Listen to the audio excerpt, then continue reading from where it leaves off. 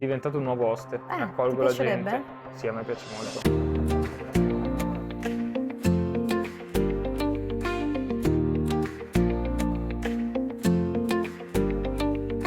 Tu Ottimo. sentiti libera di essere te stessa.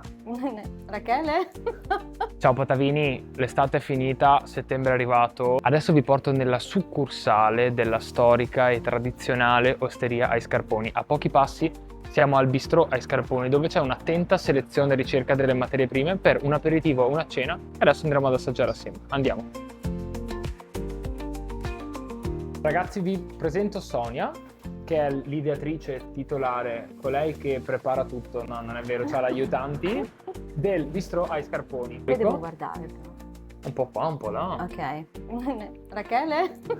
Rachele consiglia di bere di più. Con molta Benissimo. nonchalance mi racconti un po' l'idea e perché è nato Bistrò. Esatto. Ha partorito l'osteria ai Scarponi. Racconto un po' Racconta dell'osteria? assolutamente. O sai già tutto? Vai, racconta Ok. volentierissimo. Mi piacciono le storie, soprattutto quelle belle e interessanti. Speriamo. L'Osteria ai Scarponi nasce un pochino per caso nel 2013, un po' per gioco, un po' per scommessa. È stato un momento della mia vita particolare per cui ho deciso che era giunto il momento di cambiarla, questa vita, e mi sono messa in gioco aprendo proprio l'attività dell'osteria. Era già un locale, insomma, che aveva un suo vissuto, un suo storico. Negli anni 50, fine anni 50, inizio anni 60, dove le osterie erano posti molto popolari. Sì. Questa era una via molto ricca di attività commerciali, quindi c'era l'antica torrefazione di Breda, Ok. proprio nello stabile accanto all'attuale osteria. C'erano tanti negozi di artigiani, di commercianti, e quindi insomma le osterie qui Non in questa sapevo via nulla di quanto tu ci hai appena c'erano. raccontato. È una cosa molto bella. Questi locali molto popolari un tempo accoglievano proprio soprattutto i lavoratori a fine del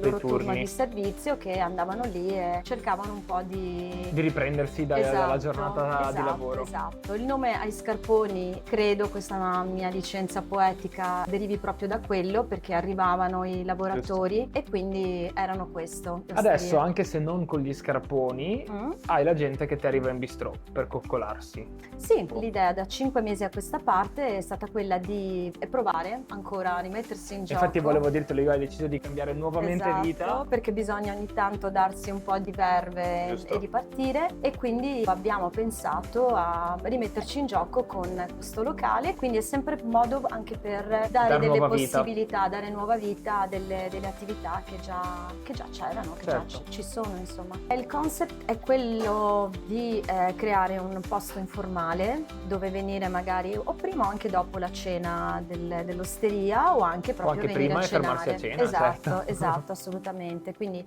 è un pochino più libero, proponiamo anche qui i cavalli di battaglia dell'osteria. I menù viaggiano molto sintonizzati, quindi alcune cose che si trovano in osteria si potrebbero riproposte trovare qui. anche qui. I nostri cavalli di battaglia, uno può trovare i bigoli, può trovare il baccalà, può trovare gli spunciotti nelle misure piccole e anche un pochino più Questa grandi. cosa è molto bella, sia di aver mantenuto gli spunciotti e di portare avanti appunto anche questa importante tradizione che noi abbiamo. Si possono creare dei taglieri di formaggi, salumi. Infatti vedevo Abbiamo alle una nostre selezione- spalle una bellissima selezione molto accurata anche, raccontamela. Abbiamo pensato di non proporre le solite cose, ma dei salumi, dei formaggi particolari che magari arrivano da posti diversi, che raccontano di produzioni diverse, e questi avranno una rotazione Certo. importante proprio per dare la possibilità, come nel menù dell'osteria e come nel menù del bistrò, di provare cose diverse, concentrate anche nel tempo. Questa cosa è molto bella secondo me sia lato clienti sia lato produttore, perché appunto magari dai la possibilità a dei piccoli produttori o dei produttori appunto meno rinomati, meno Esatto. conosciuti, di far conoscere dei prodotti molto validi. Ma anche delle Quindi sono tipologie di molto curioso. formaggio. Adesso noi stiamo proponendo Cironè, che è un formaggio svizzero che viene prodotto con il latte di mucche particolari. Abbiamo il Blue Shropshire, che è un erborinato inglese molto, molto gustoso. Abbiamo un pecorino sardo, abbiamo il rugoso di bufala, che è da latte bufalino. Insomma, tante cose. Per gli affettati anche qui c'è una ricerca particolare. E oltre al lardo di patta negra c'è il salame di cervo, abbiamo lo speck d'anatra, la classica mortadella, il fiocco di crudo e il capocollo, insomma tutte cose Bello, un po'... mi ero incantato, scusa, a guardare la vetrina. È diventato un nuovo oste, Ti accolgo la piacerebbe? gente.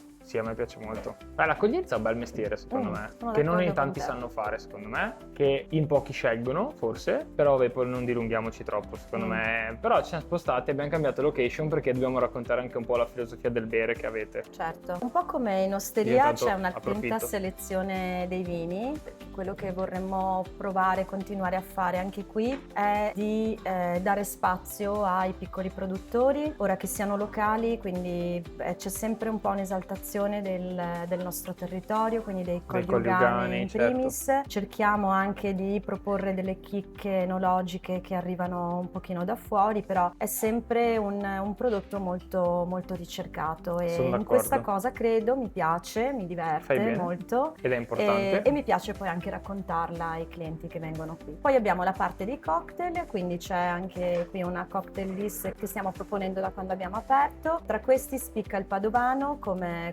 cocktail, quindi un modo un po' anche per rimarcare anche qui la territorialità e per farlo diventare un po' un drink Status low symbol. alcol. Sì, perché no, di questo locale. Settante, leggermente anniciato, piacevole, a base di cynar, assenzio e tonica. Lo profumiamo con un pochino di rosmarino e ci piace. Devi farmelo provare, perché ti dico la verità, Assolutamente sì. non ho mai bevuto. Bene, Quindi ci sarà oggi questa prima volta. assolutamente.